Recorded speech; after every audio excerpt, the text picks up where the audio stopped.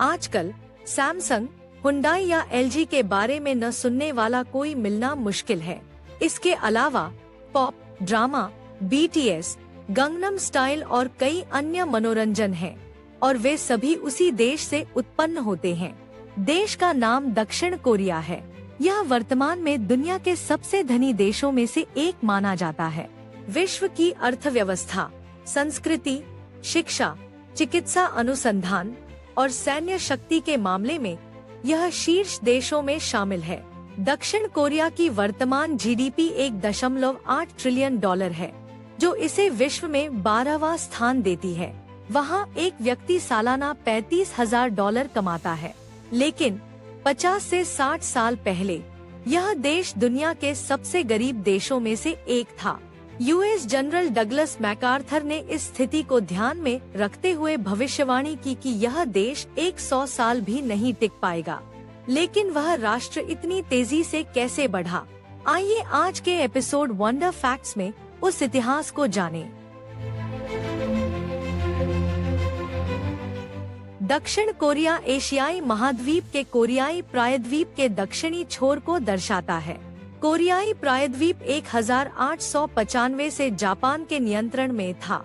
उन्होंने 1911 में पूरी तरह से प्रायद्वीप का अधिग्रहण कर लिया। विश्व युद्ध द्वितीय में जापान की हार और आत्मसमर्पण ने उनके दीर्घकालिक शासन का अंत किया। फिर दो महाशक्तियों, समाजवादी सोवियत संघ और पूंजीवादी अमेरिका ने जापान से कब्जा करने के बाद कोरिया पर अपना शासन स्थापित किया। सोवियत संघ ने कोरिया को उत्तर से कब्जा कर लिया, जबकि संयुक्त राज्य अमेरिका ने कोरिया को दक्षिण से कब्जा किया। फिर उन्होंने कोरिया को उत्तर और दक्षिण में विभाजित कर दिया। 1950 से 1953 की कोरियाई युद्ध के अंत में दो देश उभरे, समाजवादी उत्तर कोरिया और लोकतांत्रिक दक्षिण कोरिया। दोनों देशों को युद्ध के कारण महत्वपूर्ण नुकसान हुआ।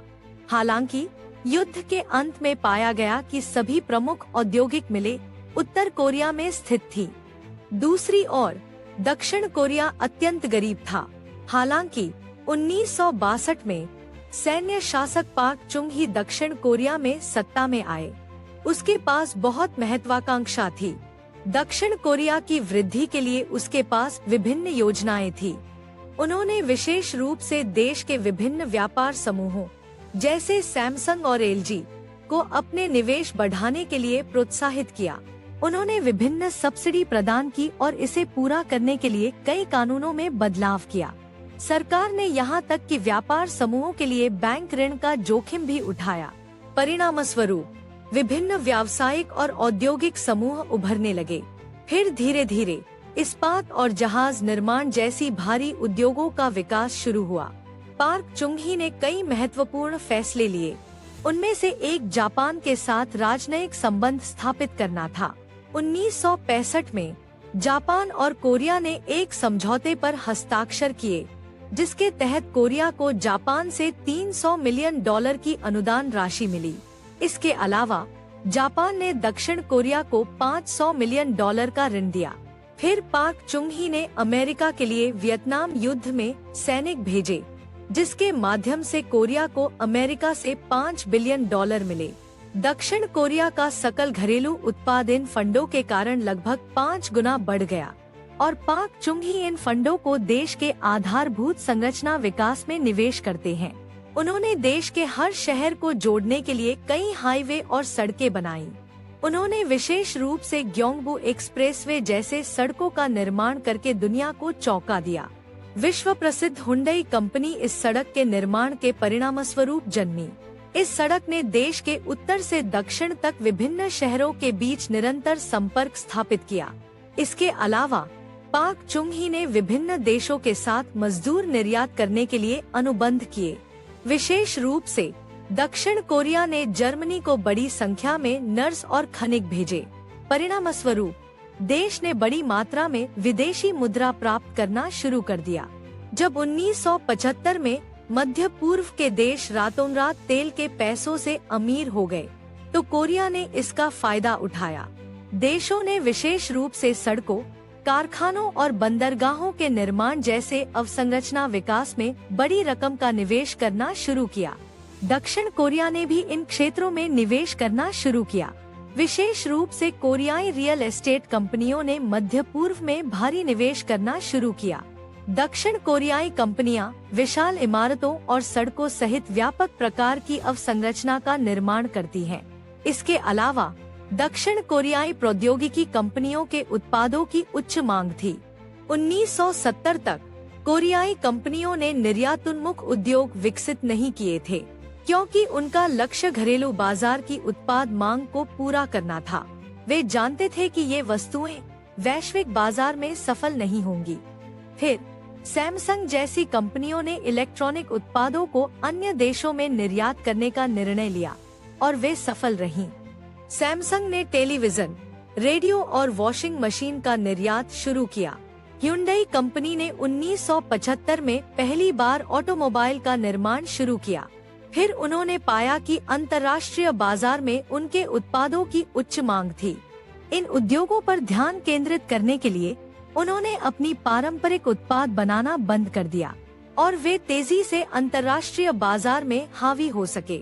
वर्तमान में कोरिया दुनिया का तीसरा सबसे बड़ा इस्पात उत्पादक देश है। हालांकि यह यात्रा 1970 में शुरू हुई थी। उन्हें 1973 के बाद प्रारंभिक सफलता मिली। फिर इस इस्पात उद्योग के कारण एक बड़ा जहाज निर्माण उद्योग विकसित हुआ। आजकल सैमसंग या हुंडई विश्व के अधिकांश बड़े जहाज बनाते हैं। इसके अलावा दक्षिण कोरियाई कंपनियों को बड़ी अवसंरचना के निर्माण में कम प्रतिस्पर्धा का सामना करना पड़ता है। सैमसंग IST बेकांत फॉर डेन बाओ वन वुकिंग क्रैटसन WIE them Burj Khalifa in Dubai, them Taipei 101 in Taiwan and then Petronas Twin Towers in Malaysia. दक्षिण कोरिया की सफलता इसके शिक्षा और अनुसंधान प्रणालियों का परिणाम है, क्योंकि उन्होंने शिक्षा प्रणाली को इस तरह से संरचित किया है कि वे इससे पर्याप्त कुशल श्रमिक प्राप्त करते हैं। इस प्रकार बेरोजगारी की समस्या हल हो जाती है। दक्षिण कोरिया दुनिया के पहले देशों में से एक है जो अनुसंधान करता है। सैमसंग और LG जैसी कंपनियां लगातार नई तकनीकें पेश कर रही हैं। वे नई इलेक्ट्रॉनिक्स, सेमीकंडक्टर, डिस्प्ले और मेमोरी के साथ वैश्विक बाजार पर हावी हैं। दक्षिण कोरिया के पास दुनिया की सबसे तेज इंटरनेट स्पीड है। परिणामस्वरूप इसकी तकनीक दुनिया में अग्रणी है। कोरिया वर्तमान में दुनिया के सबसे सांस्कृतिक रूप से प्रभावशाली देशों में से एक है। उनका K-पॉप उद्योग, K-ड्रामा या कोरियाई फिल्में रातों रात दुनिया भर में लोकप्रिय हो गई हैं।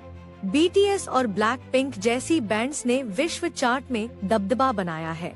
पैरासाइट जैसे फिल्में ऑस्कर जीत रही हैं। एक आंकड़े के अनुसार जो पर्यटक हर साल कोरिया की यात्रा करते हैं, उनमें से आधे से अधिक मुख्य रूप से पॉप कलाकारों को देखने के लिए यात्रा करते हैं। वैसे भी अब जब हमने आपको दक्षिण कोरिया के इतिहास के बारे में बताया है, तो चलिए कोरियाई सरकार और लोकतंत्र के बारे में बात करते हैं।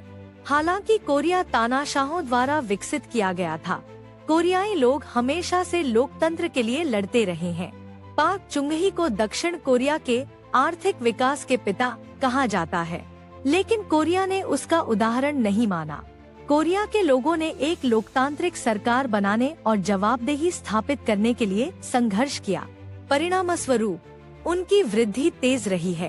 तानाशाहों के व्यापक भ्रष्टाचार के कारण कोरियाई अर्थव्यवस्था 1990 में गिर गई। लोगों ने बाद में अपने पैसे से संकट का सामना किया। कृपया वीडियो के बारे में अपनी राय बताने के लिए एक टिप्पणी छोड़ें। यदि आपको यह पसंद है तो लाइक बटन दबाएं और वीडियो को शेयर करें, ताकि आपके मित्र जानकारी प्राप्त कर सकें। और हमारे चैनल को सब्सक्राइब करना न भूलें। देखने के लिए धन्यवाद।